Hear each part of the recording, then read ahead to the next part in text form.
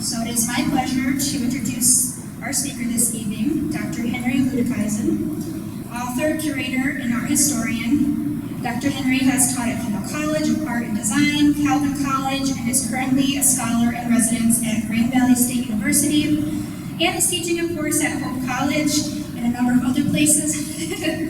He received his BA in Art History and Political Science from Calvin College, a master's.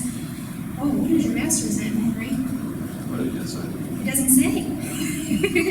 I did 2 masters. 2 masters, tell us about them.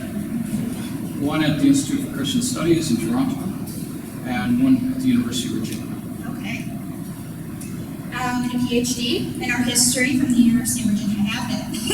He has published numerous books and articles and is currently working on projects focusing on late medieval and early Netherlandish art. So please welcome Dr. Henry.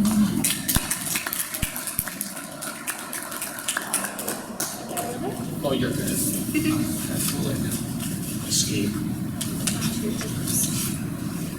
Okay, good. Now I don't have to look at myself. It's bad enough you have to look at me. I shouldn't have to look at you. All right, let me turn this thing up. Do I need this? I'm in a smaller group. We good? All right, okay. Solve problem number 1. Okay. Well, I think, again, because of the size of the group, and just because of the nature of doing art history, if you have a question, ask it while the slide's up. Okay, let's not wait to carry on this. Well, what I've been asked to speak to you about is basically the history, a short history of still life painting with special attention to flowers. And in order to do that, I'm going to go back a couple of centuries and start with this large triptych done by Hugo van der Voos for the Portinari family. So here's the guy who paid for it. He happened to be a banker, living in what is today Belgium, but he's working for the Medicis. His first name is Thomas, okay, Tommaso. So we get St. Thomas behind him and his kids, and so that's how we can date the painting and so forth, is basically through the age of the children. But I want to draw our attention to what's going on right here. As you can see in the middle, we have a presentation of the newborn Christ on the ground there. But in addition to that, what we see is flora. When we are considering these flowers, however, the flowers have symbolic meaning. And this is sort of the first way the Dutch are thinking about flowers in relationship with art. So that when you see, for example, carnations. Carnations in Dutch are known as nailflowers. And they represent the nails, so to speak, or the wounds of Christ. That's why there's 3 of them in this glass here, because they're thinking 3 nails. And also because of that, the association is with the idea of compassion. Because to have compassion is to literally suffer with. Okay, so that's one attribute. Then we have all kinds of columbine. Columbine is associated with the sorrows of the Virgin Mary. Okay, so already we're getting references to passion, Virgin Mary's suffering, and yet she's looking at the newborn. So even though we're looking at something that's a Christmas story, they're thinking already towards Good Friday and Easter.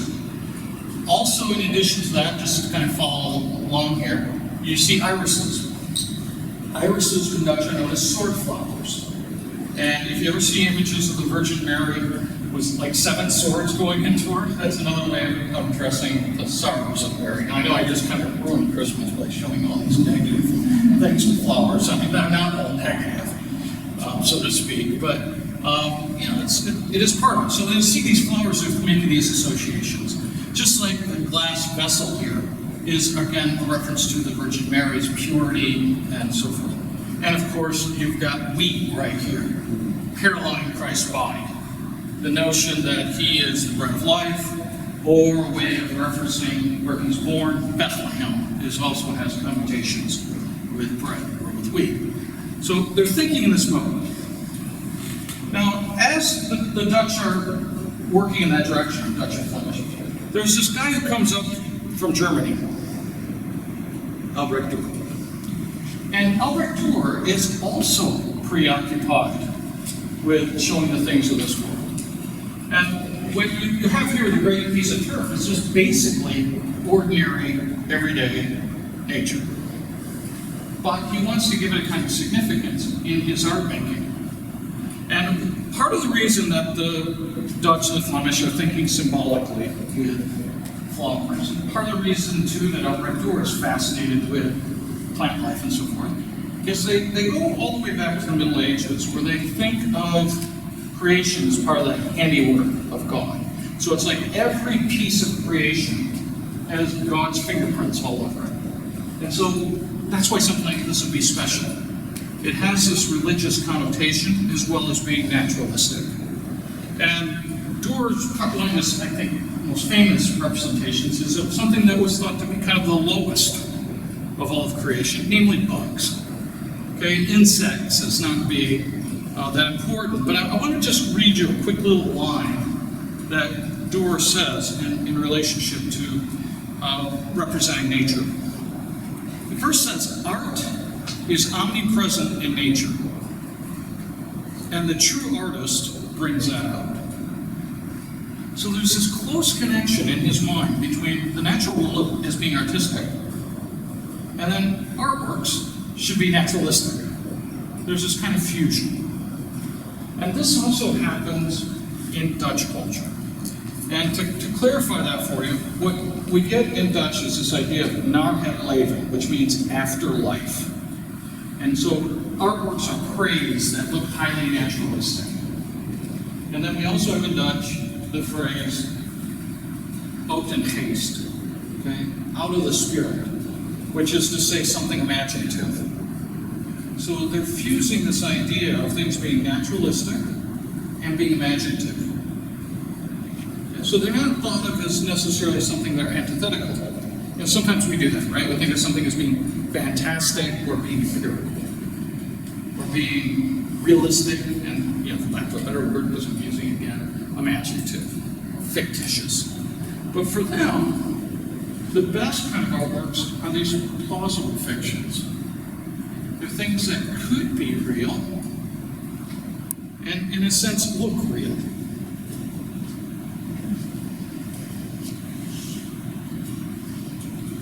Albrecht Dürer's work is going to have a big influence in courtly life all over the place. And one of the places that he becomes interested in is Prague.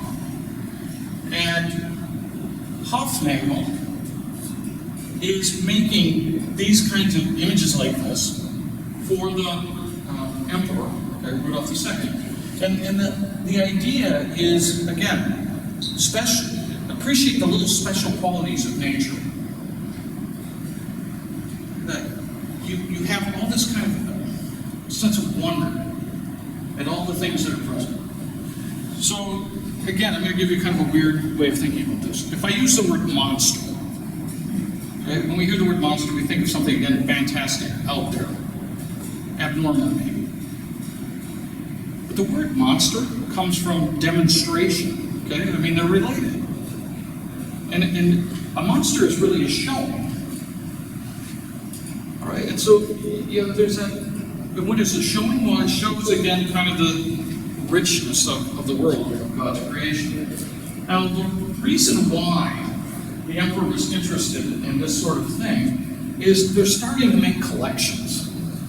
Okay, they're collecting plants, they're doing botany, they're starting to do a little bit of what may be called zoology, and they're thinking these things through, again, because they want to understand scientifically what they find so fantastic about the world. Okay, so especially things that are wondrous are going to catch their attention. And I'm giving you just an example, as I said, from Prague, but you're going to be getting this throughout Europe. Which finally brings us to the idea of doing flower paintings. Because it's not removed from everything I just gave you. It's intertwined with that. So there's a way in which this is kind of an art of describing. It's kind of like botany.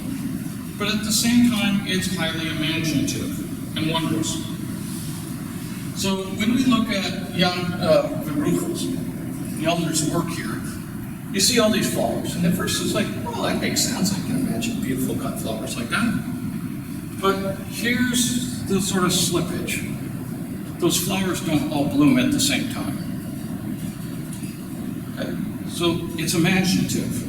He couldn't have just put out a bunch of flowers and then picked them. They have to be rethought out. Or maybe another way of saying this is he may have been making drawings and sketches and then returned back to them. But at a certain point, he might not even need those drawings or sketches because he knows what he's doing.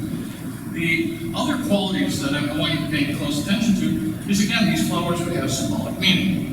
So it's not just that he's representing the thing, but these, like roses and tulips and so forth, can all have symbolic meaning. Okay, so for example, if I say the word rosary to you, you all know what I'm talking about in terms of prayer. Well, that's related to the word rose. Okay, so there's a connection going on there. Tulips were associated with folly, okay, with people being foolhardy. You can be a fool in relationship to God, in both positive ways or negative. If you're a fool to the world, but you're with God, that's one way or vice versa. Okay, now, the other thing I'd like you to notice is the vase. It's not Dutch or Flemish. And what they're going to start doing is trying to give it kind of an international feel. So it's a way in which this is exotic. In fact, these flowers, many of them do not grow in the Low Countries. So that too is kind of it's like tulips, right? Most of us, as tulip time and so forth, we associate with Dutch culture. Tulips, of course, aren't Dutch, they are Turkish. Okay, so there's this way in which things are brought in and brought together. Okay, just to reinforce my point, here you have a Chinese vessel. Flowers here, first glance again, look like, look, it could be a beautiful bouquet. You can't put that many flowers in the vase. Okay, you don't notice it first, but then as soon as I say it, it's like, oh yeah, that doesn't really work. So there's a way in which, again, this hits both sides. The other aspect that I can point out to you here is that the flowers are beginning to be overblown, so to speak. Right? We're starting to see a sense of decay. Starting to get a sense of loss. And this too relates to an idea that's kind of pan-European that the Dutch picked up on. And it's the idea that life is short, but art is long. Okay, so the flowers don't last long, we all know that. But a painting of a flower, of flowers, is going to last a long time. And the same thing goes for the artist. The artist is probably going to die off before the painting. And we are too. So there's that sense that somehow the art outlives nature. So that too is part of this. Or, I'm going to be giving a lot of biblical things, but that's part of all this. Is the idea that the flower fadeth, but only the word of God lasts forever. So they're thinking of these connotations or these kinds of metaphors. So Zachariah is somebody who, again, does some work in Prague, goes all the way back up to the Netherlands, and he starts doing these flower silhouettes too. And you can see to give it kind of a wondrous quality, you get all these kind of exotic insects and lizards and seashells from different places coming into play here. Okay, so it makes it kind of exotica, but it isn't just simply to show other cultures, it's to convey, again, kind of the richness of the world around us. And even the idea of putting it like in a niche or a niche, right, is to indicate a kind of sanctity, almost like it's a place of prayer or a place of shrine. As if the book of nature is the second part of divine revelation.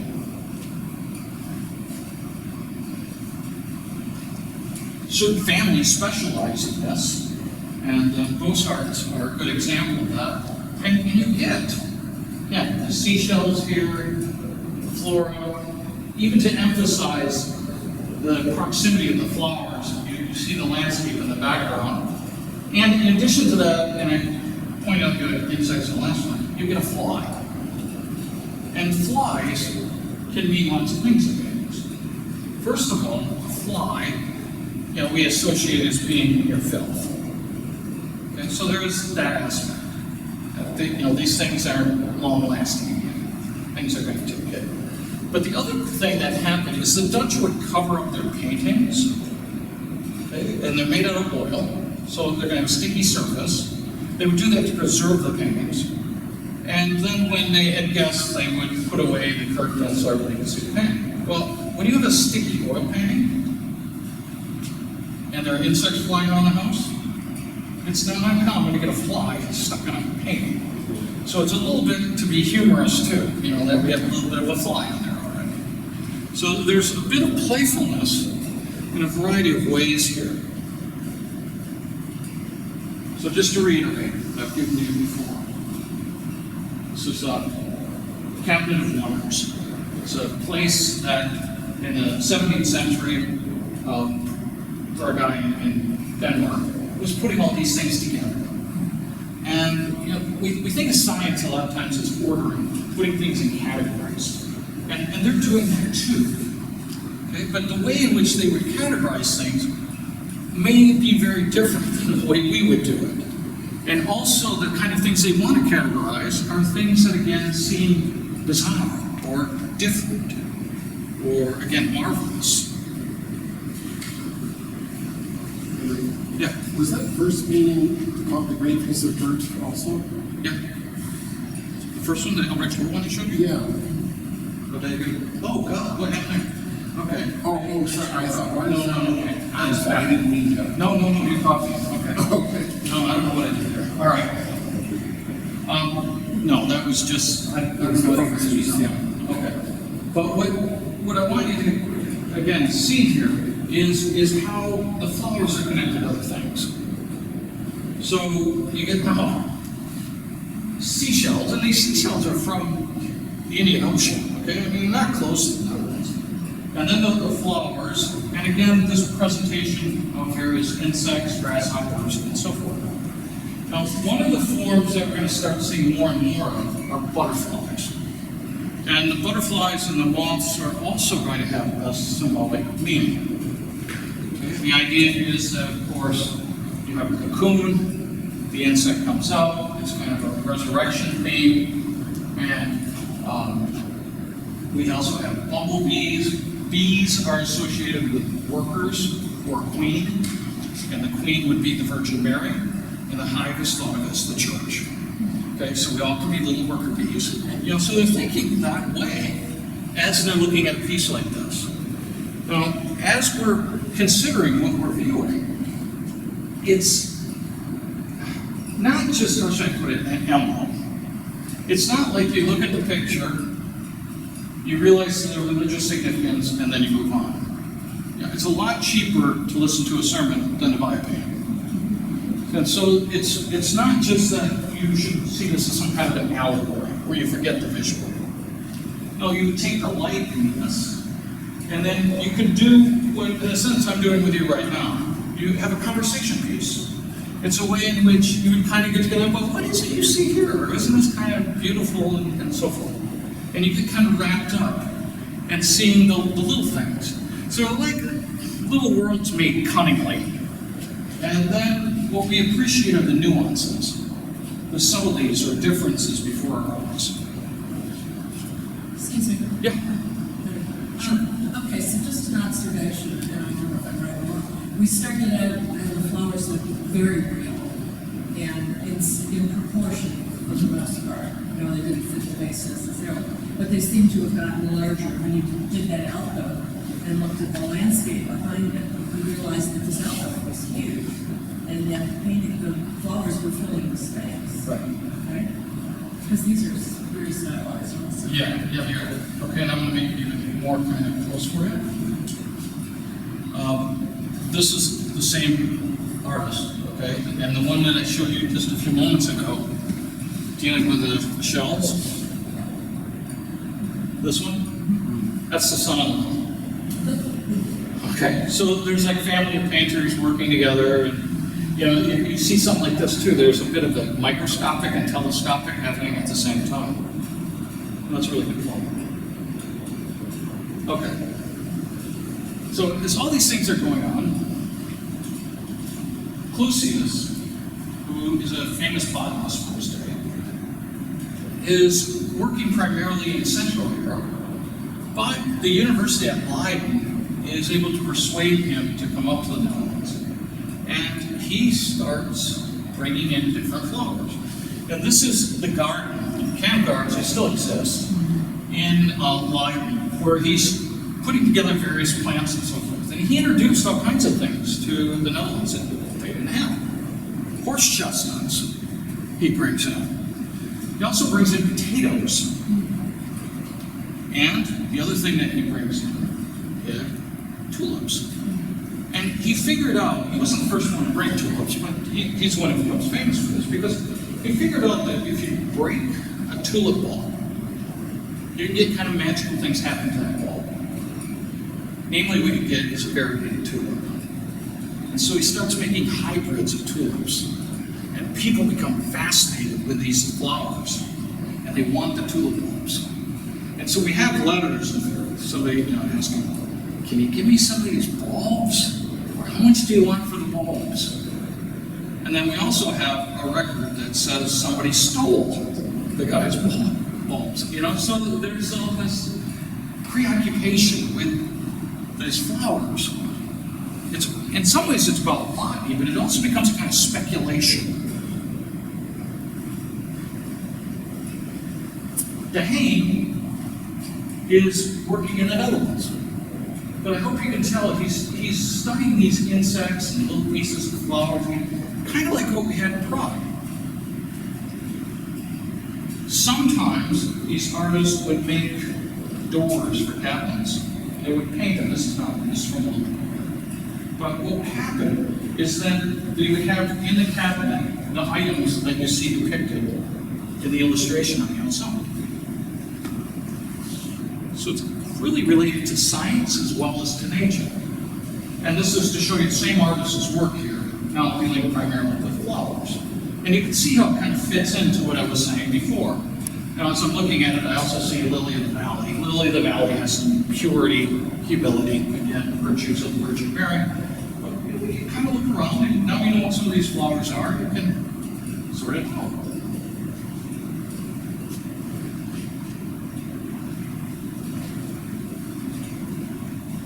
Robert Vischer makes a book of signs or acronyms, and it becomes a very well-known picture book. And what it says on the top is a fool and his money will soon depart. Okay? We know that idea. It works in English too. But the illustration is of tulips. Now what's interesting about this is the date. It's 1604. And the reason this is important is already the Dutch are beginning to speculate on the value of tulips. And what they want to do is get certain hybrids that would be rare. And this is very much a kind of supply and demand enterprise. And what's going to end up happening is at a certain point, lots of people are going to get involved in this, and they're going to go financially belly up. It's called tulipomania. It happens in the 1630s, but already here there's warnings about it. People were spending more money on tulips than what it would cost for their homes. It was crazy. Sometimes I think hard for us in West Michigan to think of Dutch as being immodest or going over the top, but in this case, they did. Now, even as that's the case, you still have the interest scientifically in what's going on with tulips. So, Morel's work is showing us different kinds of tulips, different kinds of, if you will, variations, and the reason for doing that is again for botanical purposes. But you can still imagine people thinking, even after the big crisis, maybe it's going to come back. Maybe we're going to be all right with these tulips. Maybe the market will return. It's the same kind of issues we get in real estate, stock market, and so forth today. And even though we've got primarily here these watercolors and gouache showing flowers, you still get your token butterfly here. So as all this stuff is going on,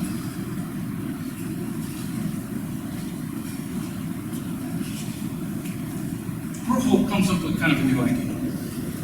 And he gets this idea from having a dialogue with a cardinal by the name of Borromeo.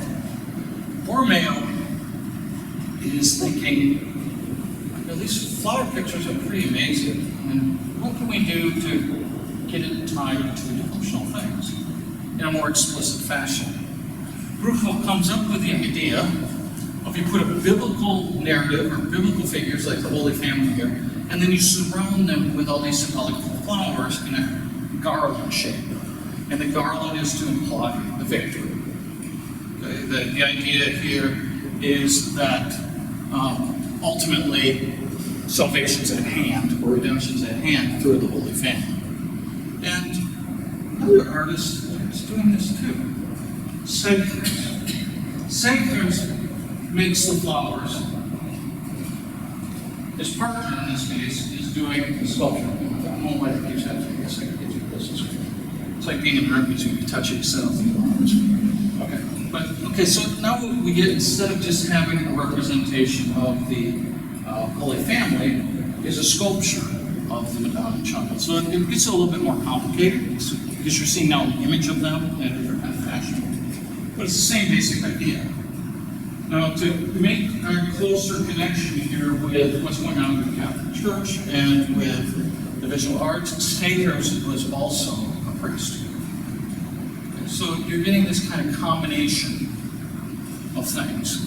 And since I'm pointing out, this is Catholic stuff, here's part of the irony. Protestants went for it too. Okay, they're not thinking, oh, this is for Catholic devotion. Well, if we talk about flowers this way, who's going to be offended by it? Now, if it's hyper Catholic, like something with a shrine, probably not. But now, why is all this meaningful for here? Now, I'm sorry I didn't do that slide, but if you go upstairs, there's a work on loan by Ventila, and this is a student of Sakers. So you look at it, you might think, oh, well, there's nothing explicitly religious going on here, it's just a bouquet of flowers. But if you know the context, you can go, oh, this is the pupil of that guy. Then even here, you can imagine connections. And once again, you have all kinds of symbolic things going on, but you shouldn't see that as somehow erasing the visual or as somehow ignoring the scientific.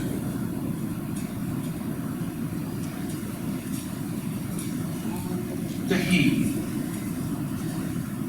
As we move on, the bouquets are to become less and less symmetrical. You look at this one here, it's all over the place, right? It seems incredibly dynamic. Dahim is known for his kind of wild compositions or arrangements. Once again, as you look at these flowers, there's too many of them, and you would never get them all living at the same time. You have insects all over the place, snails present, butterflies. I think you're getting the idea.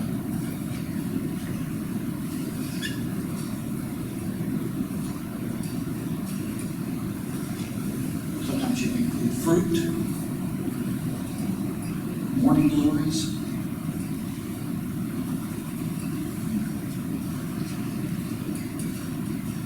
The ham starts going over the top. If you weren't already there, still a punk. Still life is an ostentatious still life. Okay, so it's not enough that you show flowers that are from different parts of the world or flowers that are blooming at different times. But now you start bringing in exquisite tableware, unpeeling of lemons.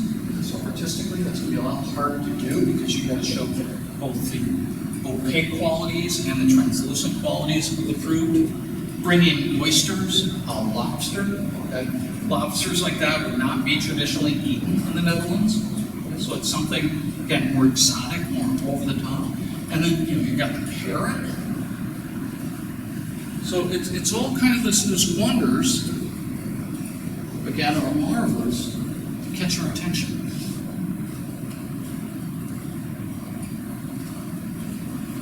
And we're spelling. This is the painting. I want you to see what he's done. He's not only giving us the flowers that are kind of decaying over and so forth, and the arts and all that, but now he's painted a curtain. just like the curtains that would be put over them. But this idea of painting a curtain is probably also an allusion to a classical story, a tale from antiquity, of Zeuxis and Parrhasius. Zeuxis is the big name artist of the day. And he keeps hearing about Parrhasius, this young punk who thinks he's the cat's meow. And so, in order to kind of squash the reputation of the young artist and promote his own, Zeuxis invites him to a competition. And so the two men are both painting walls near each other. And it's external walls, I should clarify that. And so what you get from Zeuxis is he paints grapes. And the grapes look so real that birds come down and smash to their death by hitting his painting. And he's pretty proud of himself. And he looks across at Parrhasius' work, and he says basically, it's okay, you don't have to show us your work. I get it. I'm that good. And then he discovers that what the young artist has done is painted a curtain. So whereas Zeuxis is able to trick the eyes of birds, Parrhasius is able to trick the eyes of another artist. And so by putting that curtain there, it's probably an allusion, again, to the greatness of this artist.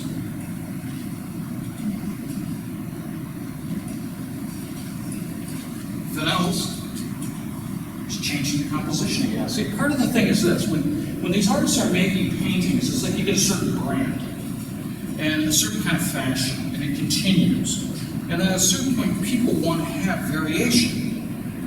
So first they're going for symmetrical, then they want something kind of wild and ostentatious, and then else gives everything on a diagonal. And this will start becoming the big expectation. And when you look at the work, again, you can see the flowers tipping over. But beyond that, to indicate time, to indicate time is this presentation of a pocket watch. So it's a way of affirming the point. It's a way of also indicating the artist's skill, because you look at the way the ribbon twists and turns in space. Different textures.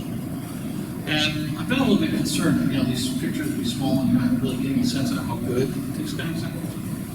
I'll show you a new piece this way. And you might wonder, well, how do you do that kind of work? And the way you do it is you have a brush, just a few rabbit hairs in it, and they used magnification, and that's how they were able to do this. Flower paintings might seem like it's a low kind of subject matter. Somehow painting human beings must be so much harder. I don't think that's first of all the case. Maybe somebody's arguing, or maybe you think that because it's just flowers, these would be cheap paintings. Just the opposite. Flower paintings were among the most expensive paintings somebody could buy. And because it takes so much time to make them. They might be small in scale, but they just have all of this handiwork involved. And because of time, they run a little bit quicker. You can include new things, again. Fish, you can biblical associations with that. Or eggs make us think about birth. And of course, we're talking about death this whole time. Things falling apart.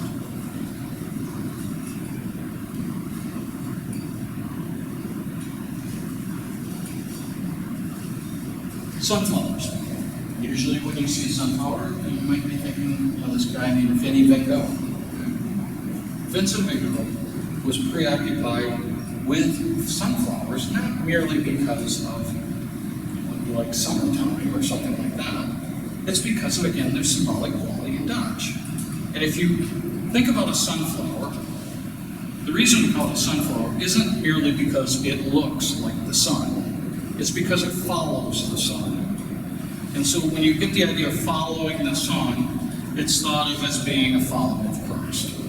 They are follow the light of the world. But even in this case, you see it's starting to decay. So the Christian, if you will, is dying. And if you look real close, I don't know if you can make this out. I'm trying to be cautious. I don't set off the lighting. Do you see the skull? Right next to the sunflower is a skull.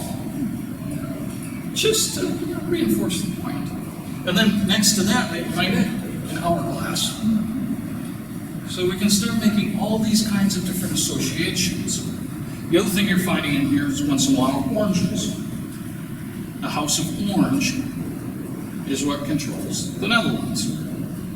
Okay? So you get these kind of patriotic or nationalistic things happening there too.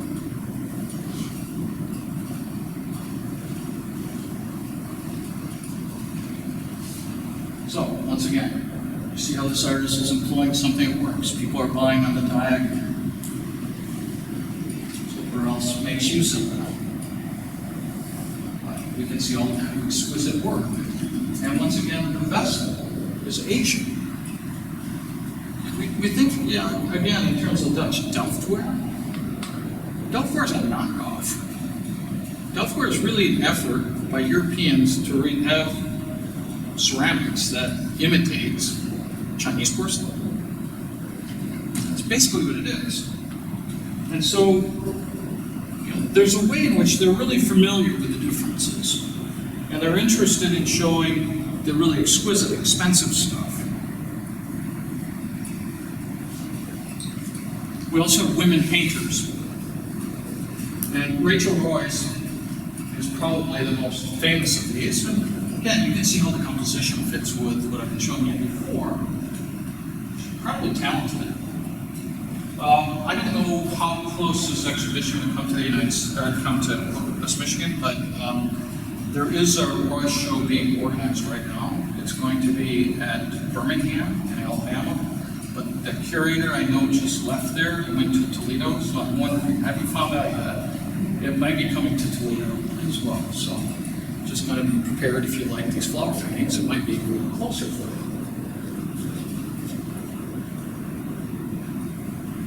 Now, to reinforce to you just how much appreciation there is for a flower painting. Here's a representation of an artist who just made that work. You can see her little flower painting. An homage to her, basically. And the kind of richness going on in the studio. It says, classical allegories are all, and personifications, paying attention to this great woman who's treated as this great hero of art making.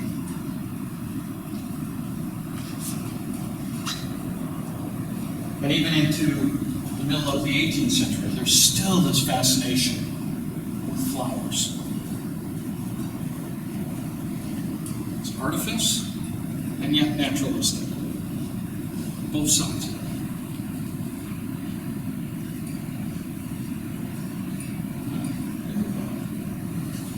Let's skip ahead to these. Color. This is a picture I believe on. Just thought, okay, here's a still life. I know it doesn't have so much flowers in it. You get a little orange. It fits very much into the kind of things we've been interested in. What you're getting here, again with the lemon, a Chinese vessel, and things that are just over the top. I mean, imagine drinking out of that cup. And expense. Flowers are expensive, so are these items of luxury. Even the rug is from Persia, or what would be today Iran. So you're seeing this small painting, but in it are things from basically all over the world. The painting here is tied up with what I was saying in regards to the flower paintings, and it's the things of this world aren't going to last. It's the same basic idea. Also, like the flower paintings, we're not seeing human beings. You kind of get the sense of a human being, because if a human being had to put the flowers in the vase to begin with, or in this case, a arranged table. But like the flower paintings, you don't see them. You sense arrangement without seeing the arrangement. In addition to that, at first glance, it seems naturalistic, but it's a plausible fiction. And I say that because nobody sets their table like this. Okay? I mean, it's too precarious. Too much stuff on it.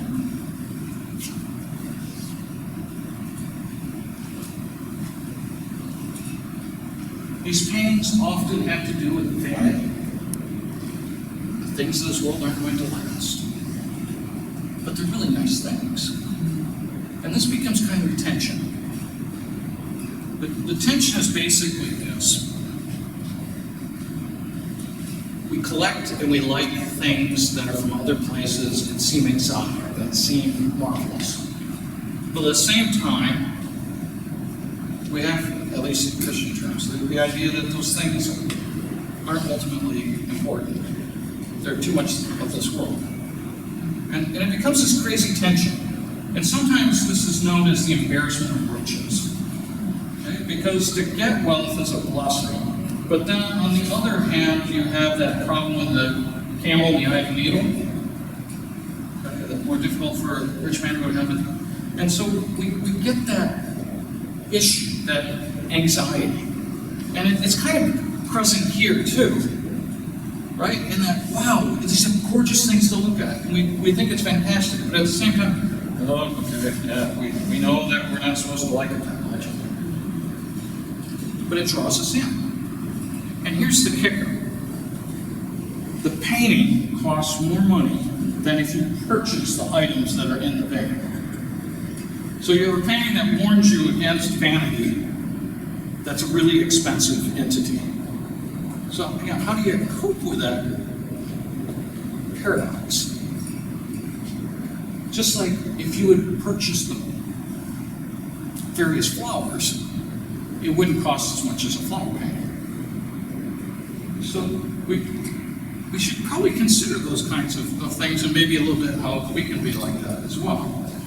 And I thought what might be useful tonight too is just to show you how contemporary artists are grappling with some of the things we've talked about. So this is Pat Sneer's work, and what she did is she took 64 little squares and she puts them all together. And if you look at each square, it's in a different style of the 20th century. So right here's a Jackson Pollock, for example.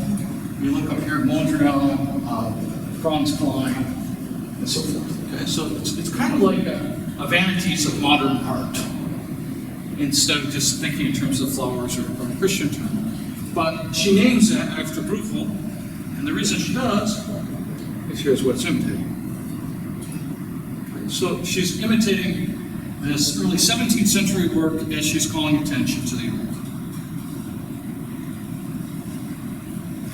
Or if you think of this, very different to Hain work that I'm showing you. This painting's about this big. In the mat.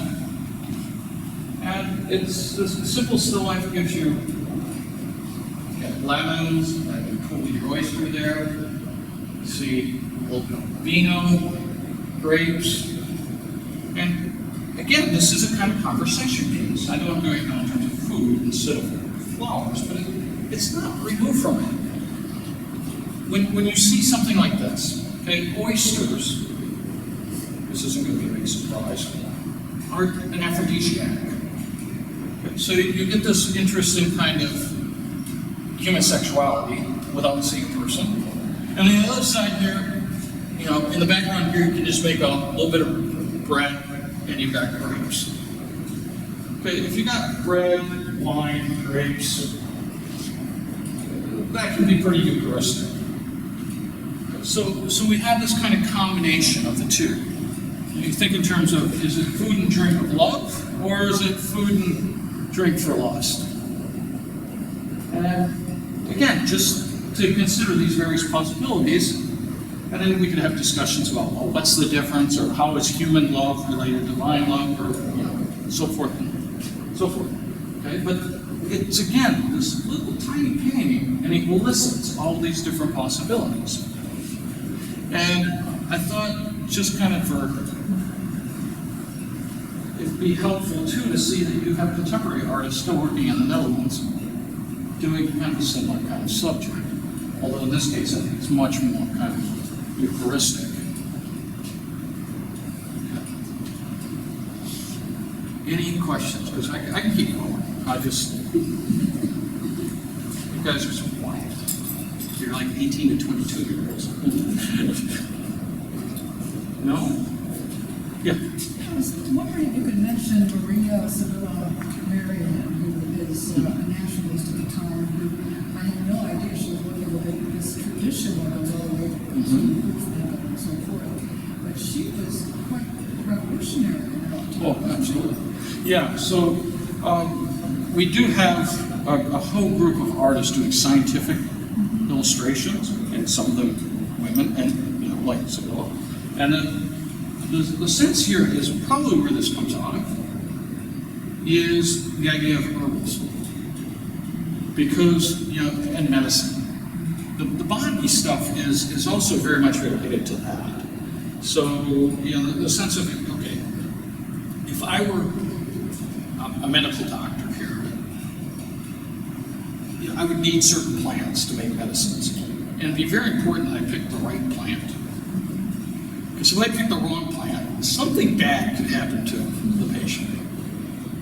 Agreed? So you want to go to the doctor who knows how to, well, how are they going to know? And it's because of the medical illustrations and the illustrations of various plants. So botany is really important for that.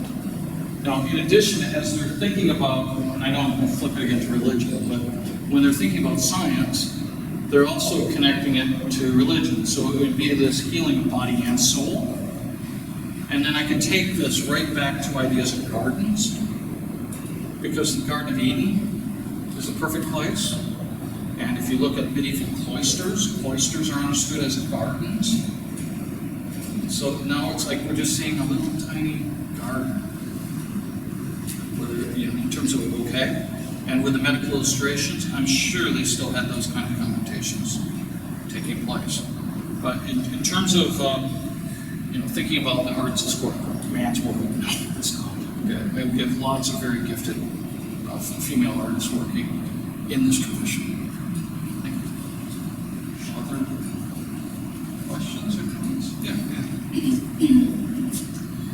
Do they have these sort of things in England or France, or Germany, or why is it so specific to the Netherlands, especially stillites and plants? Is it just the scholarship in that, or are they everywhere? Yeah, okay. That's a good question.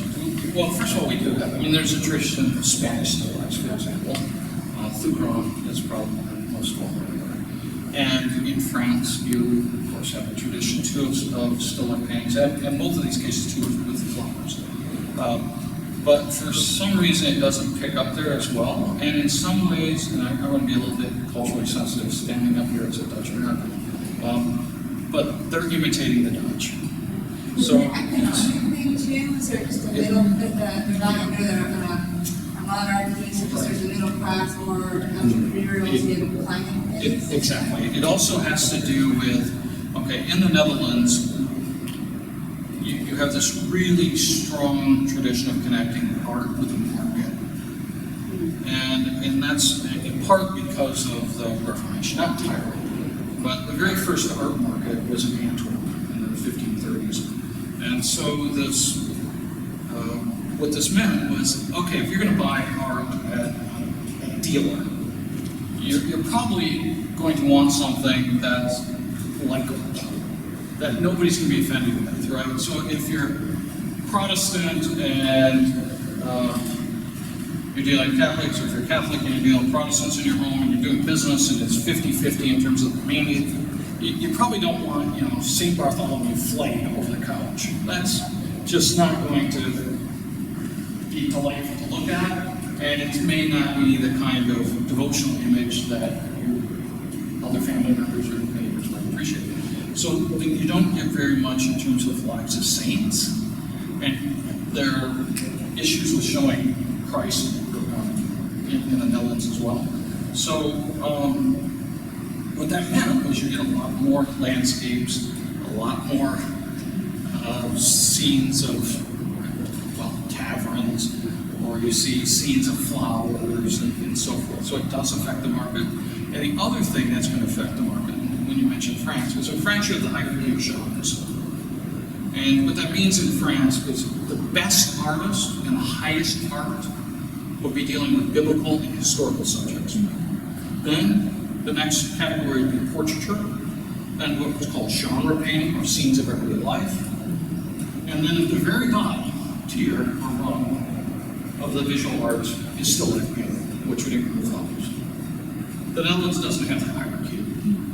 And so it's another reason why I think it hits the Dutch heavier than elsewhere.